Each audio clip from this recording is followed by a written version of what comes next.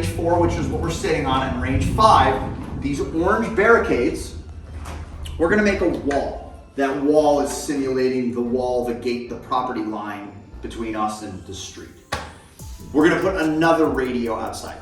So you're gonna be in here, radio, another radio that's out there. We will have a role player that is going to deliver a package. And so the other radio that's out there is simulating the intercom.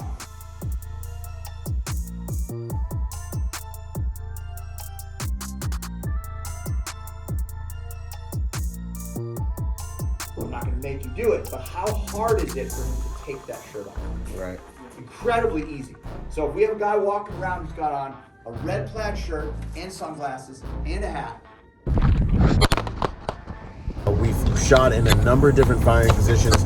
We did a lot of non-conventional things like learning how to drop, maybe your device like the one I'm holding right now, and then engaging targets while seated.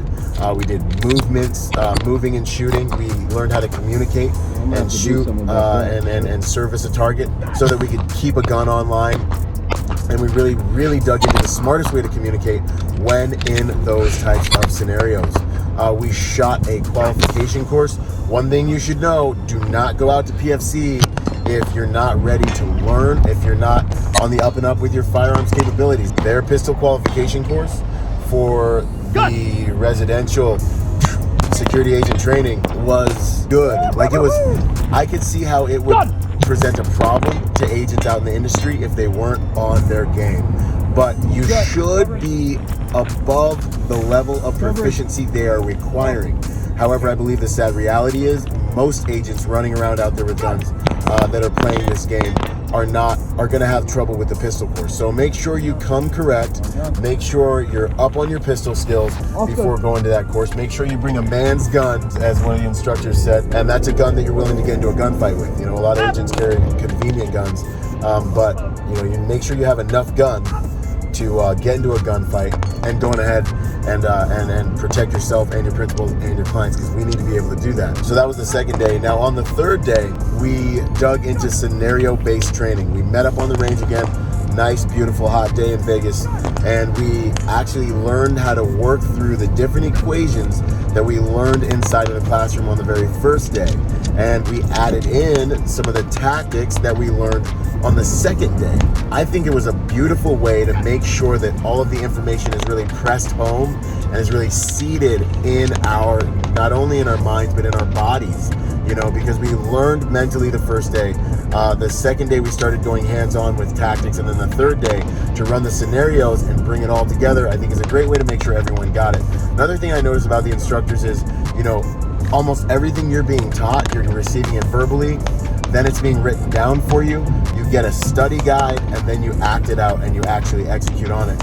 So there are many different layers to the periods of instruction that'll make sure that no matter what your learning style is, you are actually able to receive and absorb the information at the highest level. Another consideration when you go train with PFC is that you are always being assessed, as with any good executive protection school or anytime you're training period, but you're being assessed. You're being assessed on your execution of the scenarios. You're being assessed with the pistol qualification course, and you're being ultimately assessed on a written test as well that you'll have to pass in order to receive your certificate at the conclusion of your training. So these guys are not messing around. No one is getting a participation trophy, and that's one of the other huge things I like the most about their course, because unfortunately the way of the world, and now unfortunately of the training industry, I'm seeing more and more often that just showing up to the course means you're going to get a certificate, which devalues the certificate. So these guys are making you prove competence in multiple different areas in order to get that piece of paper, which I think makes that piece of paper that they're going to give you at the end of the course even more valuable. So if you want to get PFC inside your training jacket, you're going to have to earn it. And I think that makes them a good place for you to go, see where you stack up, learn some skills from people who are in the industry and are doing the work at the highest levels. And the last thing I'll say is the instructors at that course were top of the line. Doug, he's NSW, but he was great at explaining everything that we needed to know for all the equations we had to solve. Just the wealth of knowledge that everyone had Travis was awesome, you know, very formidable guy, black belt jiu-jitsu, great background in law enforcement on a number of different teams and task forces, but you know, they all brought their different tastes, put the different tastes on it, different flavor to the game, but really good instructors, very firm, high standards. You'll hear about yourself if you need to hear about yourself, which I love. I feel like so much training has become PC. I miss, you know, men and women out on the range being able to be told, hey, that was why'd you choose to do that? You know, and being told and being challenged to complete and perform to a standard. I think that's beautiful. I think that's the way it should be. So, you know, when we were on that range, it was time to work. It was time to work. And our instructors made sure we were working. We heard about it when we did it wrong. We got challenged when we had bad habits. And, you know, we had to bring our A game. And I think that's beautiful. But Travis was awesome. You know, awesome guy to learn from. Fantastic instructor. These guys have the real world experience, but they're also good instructors. And then finally, man, Brian is one of those guys you hear talk and you're like, okay, this guy's smarter than me, and he's formidable and he's really dangerous. You know what I mean? So Brian's one of those guys, man, that you'll hear him talk and you realize, okay, I'm definitely gonna have to perform here. So, you know, and he was kind of our lead instructor for the course, and I can't say enough about really just the level of excellence that I experienced during this opportunity to train with these guys.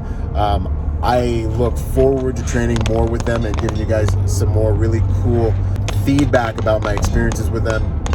And I want to encourage all of you who want to get some real training in the game and not just participation trophies, go check out PFC. Their training is top notch. This is Byron Rogers, protector by nature and by trade, reminding you guys out there to be peaceful but not harmless. I'll see you on the next piece of content in the field or out there training. Out. Boom. I'm good. All right. I'm good. You're good. You can move when you're ready.